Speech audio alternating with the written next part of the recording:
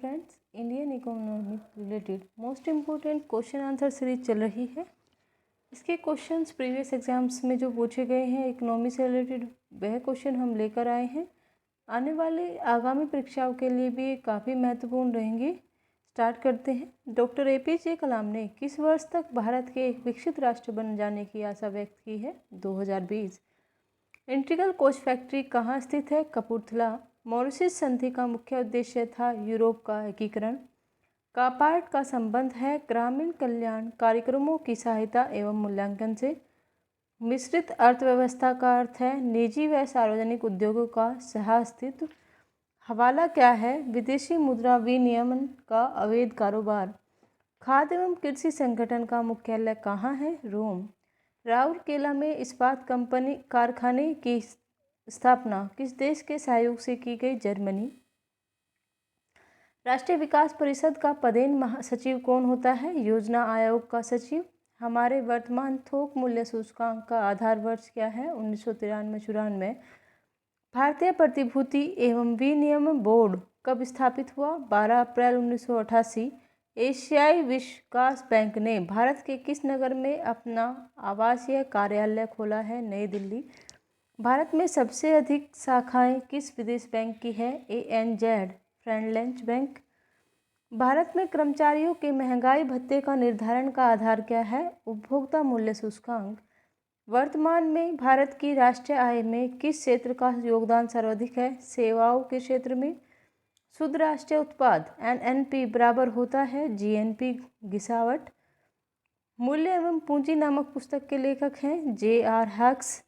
भारत में बेरोजगारी की समस्या मूलतः किस प्रकार की है? संरचनात्मक। भारतीय कपड़े का सबसे बड़ा आयातक देश कौन सा है? UK। आर्थिक विकास का सर्वोत्तम सूचक माना जाता है बढ़ता जीवन स्तर। भारत में राष्ट्रीय आय की गणना के लिए वर्तमान आधार वर्ष है 1993-94। भारत की कौन सी योजना प्रोफेसर PC महालनोबिस मॉडल पर आधारित है? द्वितीय योजना। भारत में बेरोजगारी के आंकड़े किस संगठन द्वारा एकत्र किए जाते हैं? नेशनल सैंपल सर्वे संगठन। राष्ट्रीय कृषि बीमा योजना किसके द्वारा प्रायोजित है? जनरल इंश्योरेंस कॉर्पोरेशन द्वारा। अवमूल्यन आयात को क्या बनाता है? महंगा। ग्रेसम का नियम है बुरी मुद्रा अच्छी मुद्रा को प्रचलन से बाहर कर देती है। मजदूरी का लोहा सिद्धांत कहलाता है मजदूरी का जीवन निर्वाह सिद्धांत। मुद्रास्फीति बढ़ने से लाभ होता है ऋणी को। द वेल्थ ऑफ नेशन नामक अर्थशास्त्रीय कृति के लेखक कौन है? Adam Smith. ऋण नीति किस व्यवस्था का अंग है? मौद्रिक व्यवस्था। भारत में कौन सी संस्था राष्ट्रीय आय का अनुमान लगाती है? केंद्रीय सांख्यिकी संगठन। वैट वैल्यू एडिड टैक्स लगाया जाता है उत्पादन तथा अंतिम बिक्री के बीच के विभिन्न स्तरों पर। मुक्त व्यापार क्षेत्र किसे कहते हैं? जहां बिना नियंत्रण के व्यापार होता है।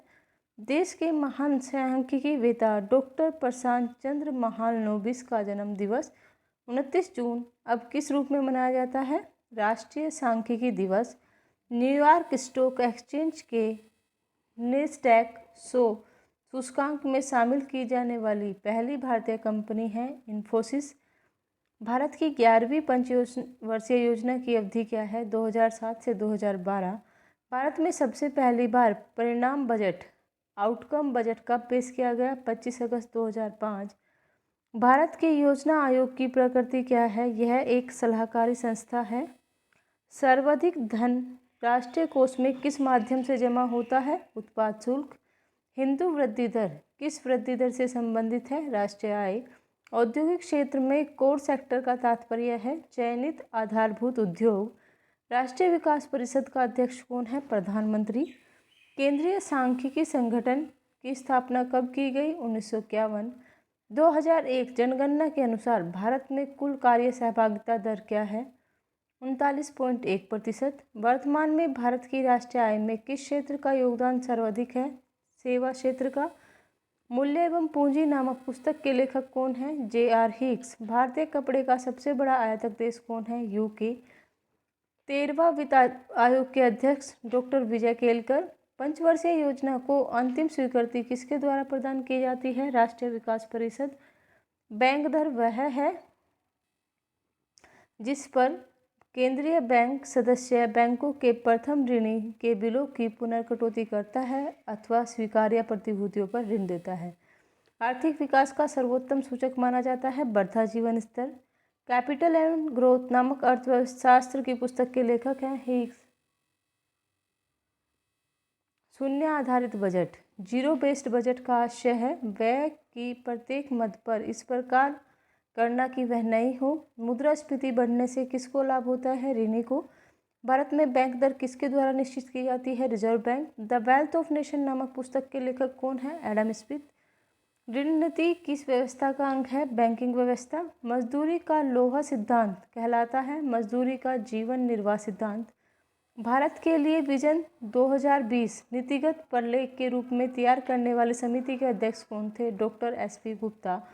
भारत में पहली कृषि जनगणना किस वर्ष हुई? 1970 से 1971। भारत सहस्त्रवृद्धि जमाएं अक्टूबर-नवंबर 2006 में किसके द्वारा जारी की गई? भारतीय स्टेट बैंक द्वारा। विश्व में 1 अरब से अधिक जनसंख्या वाले राष्ट्रों में भारत कौन सा स्थान है? दूसरा। Economics and social commission for Asia and Pacific का मुख्यालय कहाँ है? बैंकॉक। महिला की साक्षरता दर सबसे ऊंची किस राज्य में है? केरल।